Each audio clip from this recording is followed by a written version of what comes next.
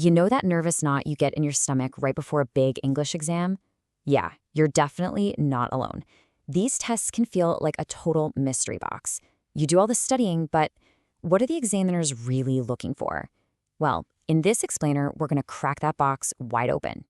So, this certificate, this is the goal for millions of English learners. It's proof of all that hard work. But here's the thing, getting the score you want isn't just about knowing the language, it's about understanding the unspoken rules of the test. So, what does it really take to earn this? And believe me, this really matters. These qualifications aren't just fancy pieces of paper, they are literally keys that unlock doors. We're talking over 25,000 organizations worldwide, universities, companies, even governments that accept them. So yeah, cracking the code on this is a pretty big deal. To pull back the curtain, we're going to use the Cambridge A2 Key exam as our case study. And it's a perfect example, really, because its structure reveals the core ideas behind most standardized speaking tests out there. So what exactly is the A2 Key exam? Well, it's designed to show that you've got a solid foundation in English, that you can handle basic phrases, interact in normal, everyday situations. Think of it as that first crucial step on the ladder to fluency. Now, the speaking test itself sounds pretty straightforward, right? It's just two simple parts. First, you've got a short 3 to 4 minute interview where you're just chatting with an examiner. Then, there's a 5 to 6 minute discussion where you talk with another candidate about some pictures. Seems easy enough, but the real secret is in how they're grading you. And this brings us to our first bit of insider info. You might walk in thinking there's just one examiner, but surprise, there are actually two. The interlocutor is the friendly one who speaks to you and asks all the questions. But the assessor, they're the silent one in the corner just listening and giving you your score. Knowing who's who is huge. So, what is that quiet assessor listening for? Well, they're not just making it up as they go. They have a kind of secret checklist. And today, we're going to reveal the 4 things they are really listening for. All right, here they are. These are the 4 keys that unlock your score: global achievement, grammar and vocabulary, pronunciation, and interactive communication. Every single one is a pillar of your final grade. So let's break them down.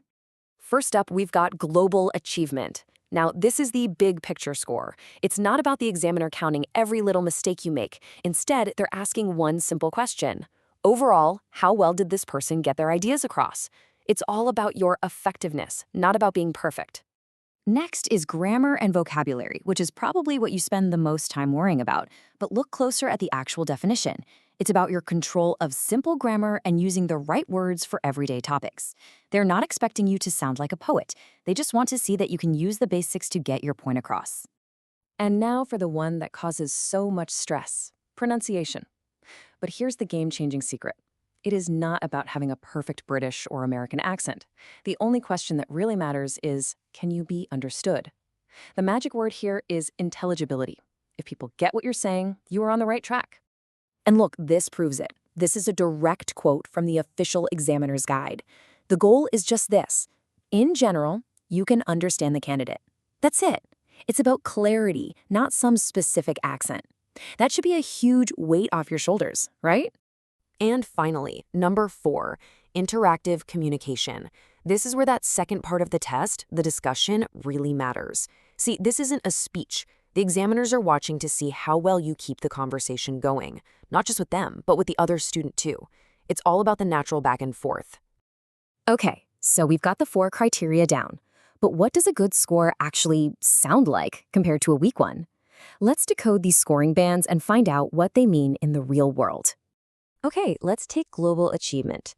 The official descriptions you see here are, well, they're a bit technical. A Band 1 has difficulty conveying basic meaning, while a Band 5 handles communication despite hesitation. Kinda abstract, right? So what does that actually sound like when someone's talking? Here it is. This is what those bands actually sound like. A Band 1 response might just be a few disconnected words.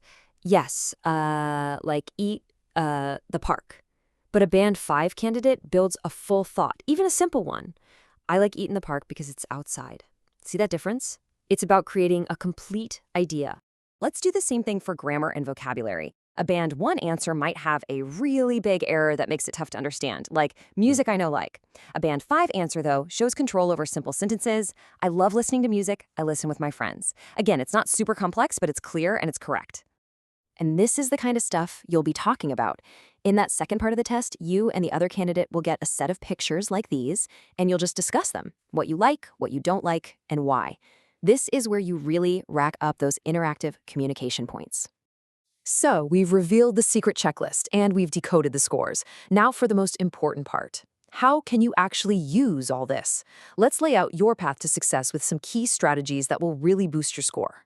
Okay, here's your new game plan, and it's based on everything we just covered. First off, forget about having a perfect accent. Just aim to be understood. Second, always give a reason. Don't just say, I like pizza. Say, I like pizza because it has a lot of cheese. Big difference. Third, interact. Ask your partner, what about you? That shows off your communication skills. Fourth, it is 100% okay to ask them to repeat the question. And finally, and this is the most important one, don't be afraid of making mistakes. Just focus on getting your message across. That's what this is all about. So the biggest takeaway here is this. The speaking test isn't some kind of trap designed to make you fail. It's just a structured conversation, a game with a very clear set of rules. And once you know the rules, you know how to play. We've opened the mystery box. We've laid out the examiner's secret checklist. So the only question left is for you. Now that you know the rules of the game, how are you going to change the way you practice?